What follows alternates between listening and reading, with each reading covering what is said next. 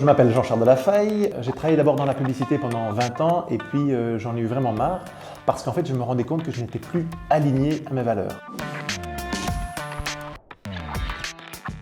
Il y a une quinzaine d'années, j'ai fait un burn-out. C'était une des raisons du burn-out, c'était que je n'étais plus aligné à mes valeurs. Donc aujourd'hui, qu'est-ce que je fais? Je fais deux activités essentiellement. J'aide les entreprises à s'aligner à leurs vraies valeurs, donc pas le bullshit corporate qu'on dit d'habitude.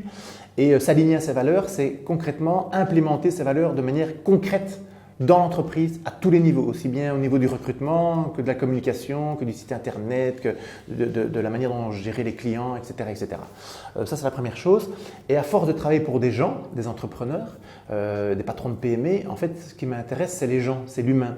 Et donc aujourd'hui, j'aide des gens en transition qui veulent se réaligner à ce qu'ils sont vraiment. Donc souvent, ils ont entre 35 et 50 ans et ils se disent, en fait, je ne suis plus aligné à mes valeurs dans l'entreprise dans laquelle je travaille ou même dans l'entreprise que j'ai fondée, ce qui était mon cas. Moi, j'ai fondé une entreprise et je n'étais pas aligné à ces valeurs. Et donc, j'aide ces gens à comprendre ce qui les anime profondément et à peut-être même changer de vie, donc à trouver qu'est-ce qu'ils pourraient faire dans leurs dons et compétences, qu'est-ce qui pourrait leur permettre de complètement changer de vie, d'orientation et de retrouver du sens dans leur travail. Parce qu'en fait, finalement, mon travail, ce n'est que aider les gens à trouver du sens dans leur vie. Comme j'étais passionné par le sujet, j'en ai écrit un livre qui s'appelle « Vous êtes fantastique » et qui aide les gens à vraiment concrètement s'aligner à ce qu'ils sont. Alors comment s'aligner à ces valeurs?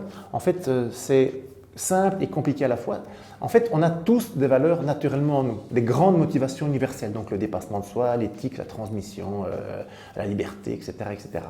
Et en fait, ces motivations, elles apparaissent vraiment à l'adolescence. Alors l'adolescence, c'est entre 11-12 ans et apparemment aujourd'hui 25 ans, quand le cerveau est totalement terminé. Et donc, il faut comprendre en fait ce qui vous anime dans ce que vous faisiez. Donc, un conseil que je pourrais vous donner, c'est voir dans vos succès passés, et les succès, c'est-à-dire ce qui vous touche, vous, vos succès, pas les succès que vous avez fait pour faire plaisir aux autres. Donc, si vous avez fait des études de droit pour faire plaisir à papa parce que papa est avocat et que vous voulez que vous deveniez avocat et que vous n'aimiez pas vos études de droit, même en ayant votre diplôme, ce n'est pas un succès, c'est bon débarras. Donc, c'est quoi vos succès concrets? Dans ces succès, quelles valeurs vous utilisiez? Donc, par exemple, vous faisiez de la danse et que vous étiez dans le dépassement de soi dans la danse, parce que vous vouliez tout le temps monter la barre, peut-être que le dépassement de soi est dans vos valeurs. Si vous faisiez de la danse, mais qu'en fait, ce que vous cherchiez dans la danse, c'est de l'harmonie, peut-être que l'harmonie est dans vos valeurs. C'est-à-dire que vous avez la capacité à mettre de l'harmonie, soit dans un groupe, soit chez des gens, à remettre des gens en harmonie.